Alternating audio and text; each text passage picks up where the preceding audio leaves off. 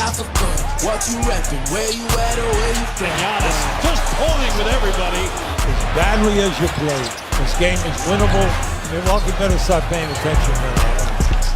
Ain't nobody that could hold me down. This right here. The Celtics lead. They were down 14 early in this quarter. Giannis gets the layup, giving Milwaukee a 1-point lead. Smart puts it up. No! Tip won't go. Another try. Horford, no! He tips it in, but it's afterwards. The game is over.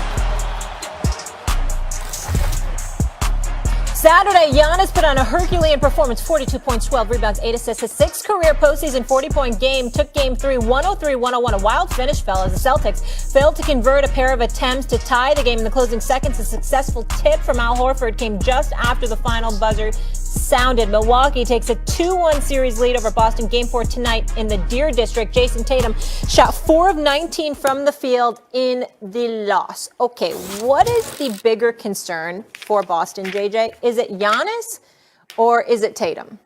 The bigger concern is the best basketball player in the world, Giannis. And that's Giannis. You know, that to me is the bigger concern. And he talked about this in his post-game conference, press conference, because they were asking him about the struggles in games 1 and 2, and then this bounce back that he had in game 3. And this is what I love about Giannis. He talked about how much he enjoys failure because he gets to learn and he gets to process and figure it out. Stephen A., that's a winner. That's a growth mindset. That's a winner. So he's processing all this in real time. We see the big game 3. You know, Tatum, let's be honest, that's a concern. And a lot of what happened in game 3, he's getting too deep. On those pick and rolls, they're funneling him down. We talked about it after game 1 when Boston was 2 for 15 against Giannis and Brook Lopez as primary defenders from two-point land. He's got to figure out in this series what are the best shots to take. That to me is it. What are the best shots to take? His 3 worst shooting games in the playoffs in his career have all come against the Bucks. So clearly, Giannis, Lopez, the size. Let's give a shout out to Wes Matthews. Tatum was 0 for 10. 0 for 10 on Saturday when Wes Matthews guarded him. So it's a concern, but it starts with Giannis. Best player in the world, figuring out that defense in real time. That's scary. To me, it starts with Tatum. Okay. Because I know what I'm getting from Giannis. I know I'm going to get a dominant presence close to the basket. But I also know that I'm going to get a highly subpar shooter from three-point range, shooting 2 of 3 from three-point range, 2 of 12, I'm sorry, and a suspect shooter from the free throw line. He shoots 62% from the free throw line. He's going to keep coming and coming and coming because he's relentless, is unstoppable in that regard. We know what we're going to get from Giannis. The Boston Celtics are prepared for that, even though they neutralized him to some degree in terms of his efficiencies in games 1 and 2 before he exploded in game 3. What was the problem? You were still in that position to win game 3. Jason Tatum was nowhere to be found, and you still won. You still lost by 1 point. Marcus Smart, obviously, people can debate that call. You know, he was in motion. I thought that he was shooting the 3. I thought he was shooting the 3 as well. He should have went to the free throw line. That was a bad non-call. That was a bad non-call, no question about it. I think he went to the free throw line, but only 2 shots instead of 3. So it wasn't a non-shooting foul. But the point is, it should have been 3 free throws instead of 2. Jason Tatum right now is shooting 35% from the field. In this series. That's in the series. That's unacceptable. That's unacceptable. We talked about you and how you had elevated, okay, particularly after sweeping KD and Kyrie and the Brooklyn Nets. You were supposed to arrive. There is no Chris Middleton, okay? Even though Giannis has more than serviceable support, because I'm a fan of Bobby Portis. And guess what? Grayson Allen deserves some props too. Pat Connaughton deserves some props. He deserves some props as well. Holiday, okay, exactly. I'm talking about Grayson Allen overall, what he did in the first round more so than series. But I'm just saying I believe in the kid, okay? All I'm saying, and Drew Holiday is Drew Holiday. Even though he needed 25, 30 shots to score 25 points, the bottom line is he's going to be a factor. You know what they're going to give you. The question is what you're going to get from Boston. Are you going to get a team that's moving the basketball, that's trusting one another, that shares, that makes sure the spacing is appropriately so, and as a result, you're getting off the kind of quality shots that you want to get? Or are you going to be dribbling the ball too damn much and opening yourself up to be exposed by an opposing defense like the Milwaukee Bucks? This is what we're talking about. And at moments, not entirely, but you'll appreciate what I'm about to say. During moments, we saw the Boston Celtics that looked like the Boston Celtics that started the season.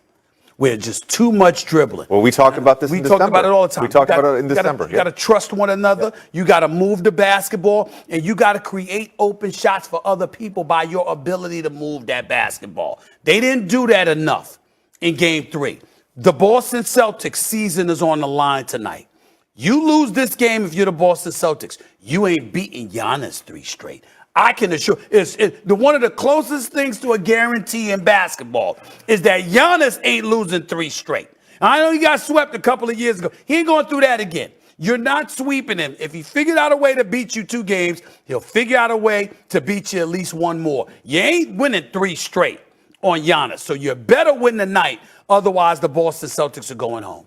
You have to assume if you're the Boston Celtics, you have to assume Tatum is going to play better. Yes. So I do assume that. despite this game that he had in Game 3, you have a chance to win. You're basically a stop away from winning Game 3 on the road with Giannis having that type of game. So you have to. This is why I say Giannis is more of a concern. Because you're saying, well, Tatum shot 4 for 19, and we still almost won. He's not going to do that again. So we got to figure out. They've tried so many different. Because I'm just saying, Giannis dropped 42, and they won by 1 with Tatum having an awful night. How can you? I'm saying. It's a greater assumption. The bigger question mark is Jason Tatum. There's no question mark about what Giannis is going to do. You think he's going to go for 42 again? I think Giannis is going to have pretty close to it. I wouldn't. All right, fine. He won't have 42. How about 38 and 20? How about that? Does that suffice? Well, he's going to be up there. You know, I tweeted this out last night. Okay. I was thinking about with Giannis specifically and with Luka specifically. Okay. Games 1 and 2 in that Dallas series. Luka goes nuts, and he doesn't have a big supporting cast. And then, games 3 and 4, he gets a big game from Jalen Brunson. Dorian Finney-Smith has a big game 4. And it made me think back to 2011. We played the Hawks in the first round.